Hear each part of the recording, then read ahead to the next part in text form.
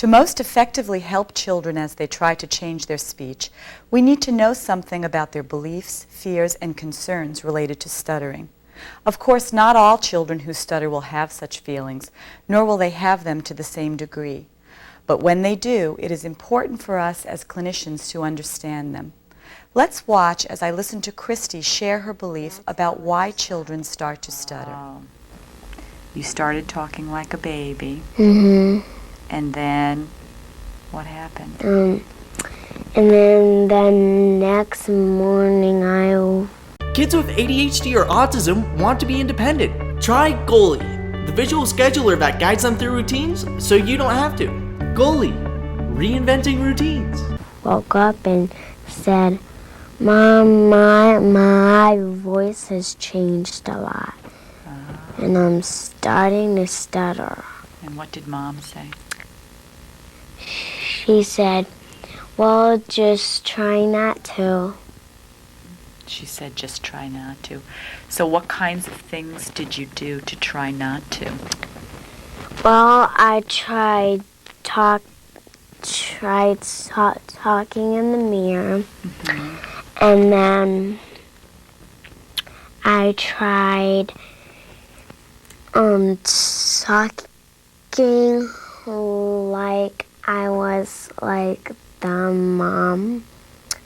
Mm-hmm. And then I still couldn't talk that good, and then I started getting worse and worse and worse. Right.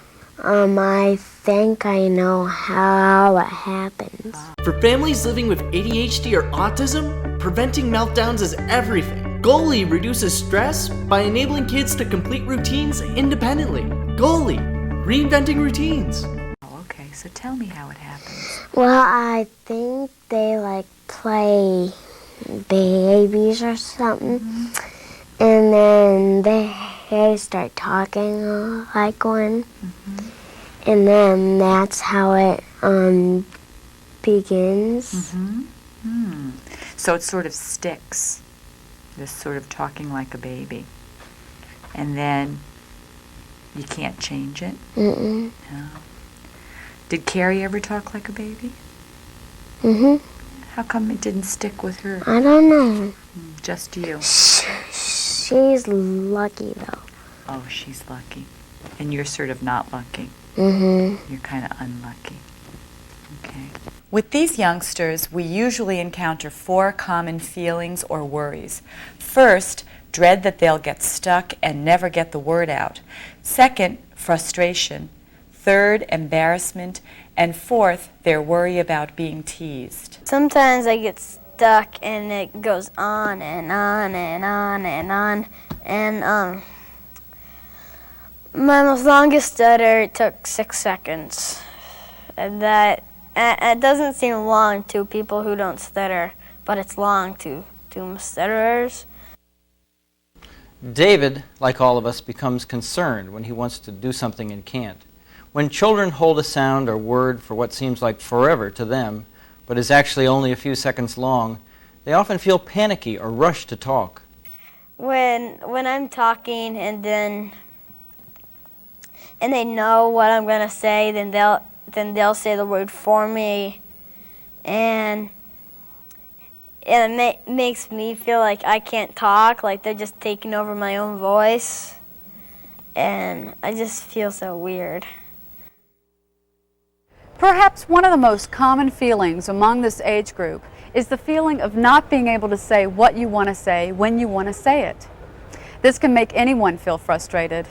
Let's listen to Titus talk about this. Kids with ADHD or autism want to be independent. Try Goalie, the visual scheduler that guides them through routines so you don't have to. Goalie, reinventing routines. Can you tell me, Titus, how you feel when you have harder, bumpy talking? I feel frustrated and embarrassed. Why do you feel frustrated and embarrassed?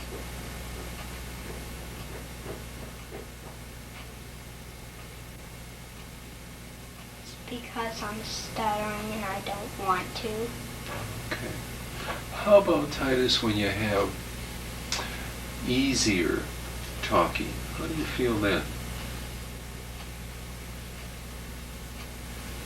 feel just like a normal person talking.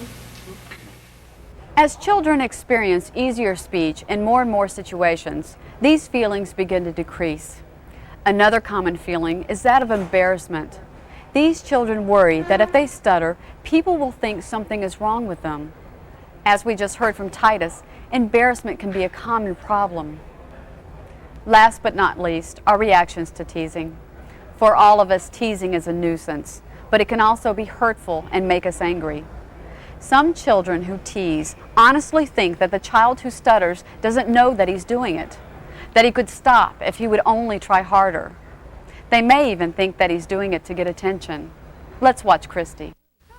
And everybody at school, they always make fun of the way I talk. They do. What kinds of things do they say? They say,